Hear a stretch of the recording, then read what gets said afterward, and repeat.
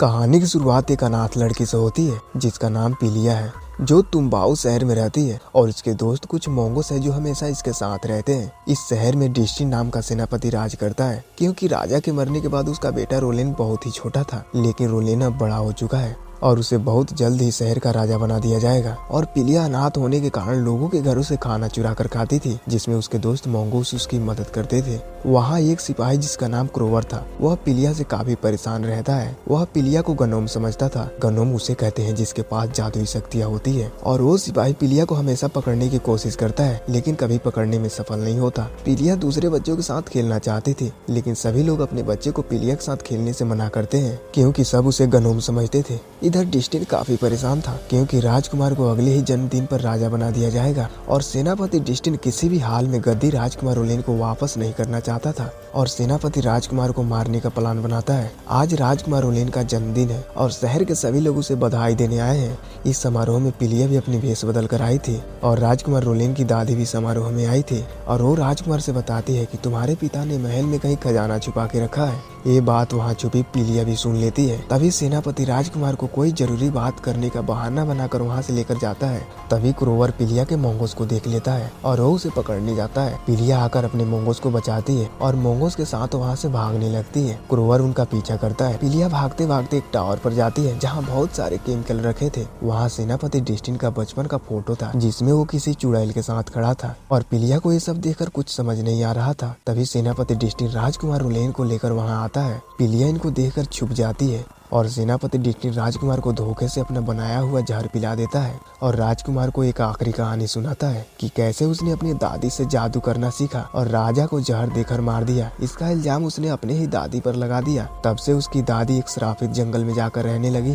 रोलेन पर जहर ने अपना असर करना शुरू कर दिया है। तभी सेनापति की नजर पिलिया पर पड़ती है और वो पिलिया को मारने की कोशिश करता है। तभी क्रोवर भी पिलिया को ढूंढते ढूंढते वहाँ आ जाता है और वो देखता है कि राजकुमार रोलेन एक जानवर में बदल गया है। वो आधा बिल्ली व आधा मुर्गा बन गया था। सेनापति डिस्टिन कहता है किसी लड़के ने राजकुमार पर जादू किया है। डिस्टिन को समझ नहीं आ रहा था कि रोलेन जहर से मरा क्यों नहीं। क्रोवर पिलिया का पीछा करता है। वो भागते भागते महल में पहुंच जाती है, जहां वो रोलेन से कहती है कि वो उसकी मदद कर सकती है, लेकिन उसे राजा का खजाना देना होगा। रोलेन मान जाता है। पिलिया वहां पड़ी एक राजकुमारी की ड्रेस पहन लेती है, जिसे क्रोवेन भी पहचान नहीं पाता है, और वो उसे राजकुमारी समझकर उसकी मदद करने लगता है। और पिलिया क्रोवेन के साथ राजकुमार को ठीक करने के लिए जंगल के सफर पर निकल जाती है। शहर के सारे लोग पिलिया को राजकुमारी समझकर उसकी बहुत इज्जत करते हैं। पिलिया को भी ये सब बहुत अच्छा लग रहा था। वो रात को अंधेरा होने पर एक जगह पर आराम करते हैं और क्रोवर पिलिया को एक लकड़ी का खिलौना देता है। और सुबह होते ही वे लोग उस जादूगरनी को ढूंढने लगते हैं। उन्हें वहाँ पैरों के निशान दिखाई देते हैं, लेकिन आगे चलकर वो गायब हो गए थे। ऐसा लग रहा था कि मानो यहाँ के बाद वो उड़कर चली गई हो। तभी वो जादूगरनी एक झाड़ू पर उड़ते हुए वहाँ आती है और पिलिया जादूगरनी से राजकुमार को बचाने के लिए कहती है, लेकिन जादूगरनी इन पर गुस्सा होकर वहाँ से चली जाती है। पिलिया उस जादूगरनी का पीछा करते हुए उसके गुफा तक पहुँच जाती है और पिलिया जादूगरनी से कहती है कि मैं जानती हूँ कि राजा को तुमने जहर नहीं दिया था और तुम एक अच्छी जादूगरनी हो। और जादूगरनी राजकुमार को बचाने के लिए तैयार हो जाती है,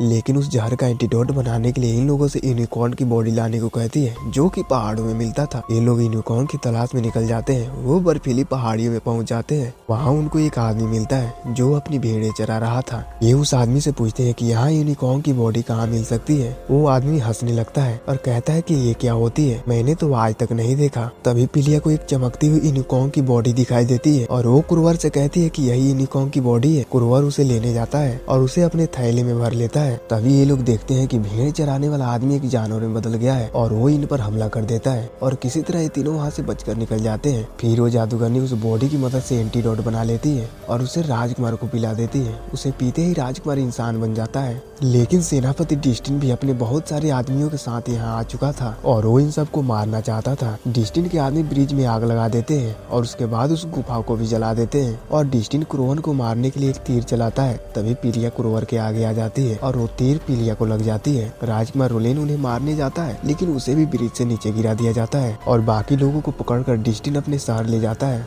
और कहता है कि इन लोगों ने जादूगरनी के साथ मिलकर राजकुमार रोलेन को मार दिया। पिलिया के मोंगोस पिलिया के पास जाते हैं और पिलिया फिर से उड़ जाती है क्योंकि उसे जो तीर लगी थी वो क्रोवर के दिए हुए खिलौने पर लगी थी और वो बच गई थी। वो नीचे देखती है तो रोलेन भी अभी जिंदा था, वो एक पत्थर के सहारे लटका था। पिलिया जादूगरनी की झाड़ू की मदद से रोलेन को नीचे गिरने से बचा लेती है और वो अपने लोगों को बचाने के लिए शहर की तरफ निकल जाते हैं और शहर में सबको बताते हैं कि राजा को सेनापति ने ही जहर देकर मारा था। सेनापति डिस्टी ने एक और केमिकल बनाया था जिसे पीते ही उसका कुत्ता एक बड़े जानवर में बदल जाता है। रोलेन शहर के लोगों के साथ मिलकर लड़ने लगता है। डिस्टी ने अपने कुत्ते पर बैठकर पिलिया पर हमला कर देता है। जादूगरनी उस कुत्ते को नॉर्मल करने के लिए एंटीडोट बनाती है और उसे लेकर डिस्टिन के पास जाती है, लेकिन डिस्टिन उसे मारकर नीचे गिरा देता है और वो पिलिया को उठाकर ले जाता है। पिलिया को बचाने के लिए उसके दोस्त मोंगोस झाड़ू पर बैठकर एंटीडोट लेकर डिस्टिन के पास पहुंच जाते हैं, लेकिन डिस्टिन का कुत्ता उनके झाड़ू में आग लगा देता है, पिलिया को छोड़ देता है। पिलिया नीचे गिरने लगती है पर तभी क्रोवर एक तोप की मदद से उड़ता हुआ आता है और पिलिया को बचा लेता है। वे लोग वहाँ बने हुए राजा के स्टैचू पर गिरते हैं, उसके मोंगोस भी वहीं थे। डिस्टिन उस एंटीडोट को भी तोड़ देता है। तभी पिलिया को एक आइडिया आता है, वो एक हड्डी में एंटीडोट लगाकर डॉग की तरफ फेंकती है, जिससे डॉग उसे खा लेता है और फिर छोटा होने लगता है। तभी वह स्टैचू भी टूटने लगती है और क्रोवर पिलिया को बचाने के लिए उसे वहीं एक होल में रख देता है और खुद नीचे गिर जाता है और सेनापति डिस्टिन और उसके सारे सैनिक शहर छोड़कर भाग जाते हैं। पिलिया वहाँ से बाहर निकलती है और क्रोवर को ढूंढने लगती है। क्रोवर वहीं पड़ा था। पिलिया रोने लगती है, लेकिन क्रोवर अभी जिंदा था